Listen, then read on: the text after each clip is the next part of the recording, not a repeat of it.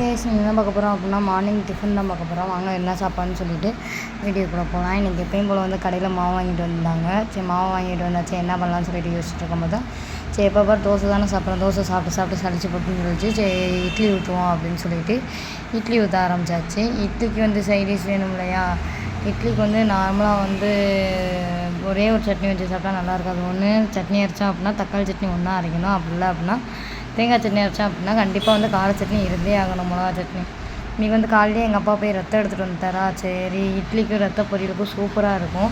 ரத்தத்தை எங்கள் அம்மா உட்காந்து கரைச்சிட்டு இருந்தாங்க. எங்கள் அம்மாவால் கரைக்க முடியலன்னு சொல்லிட்டு எங்கள் அப்பா கரைச்சிட்டு இருந்தார். இங்கிட்ட எங்கள் அம்மா ரத்தத்தை தாளிச்சுட்ருவோம் அப்படின்னு சொல்லிட்டு அடுப்பில் வச்சுட்டாங்க. இங்கிட்ட இட்லியுமே அவிஞ்சிருச்சு. தேங்காய் சட்னி அரைச்சி வச்சாச்சு.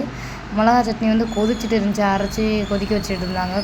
காரசாரமாக சாப்பிட்டா தான் நல்லாயிருக்கும் அப்படின்னு சொல்லிட்டு இங்கிட்ட ரத்த பொரியலுமே ரெடி ஆகிடுச்சு. அதையும் நல்லா வதக்கி விட்டுட்டு கடாயிலேருந்து இறக்கி வச்சுட்டாங்க. இட்லியும் நல்லா சூடாக அவிச்சு எடுத்து வச்சுட்டாங்க.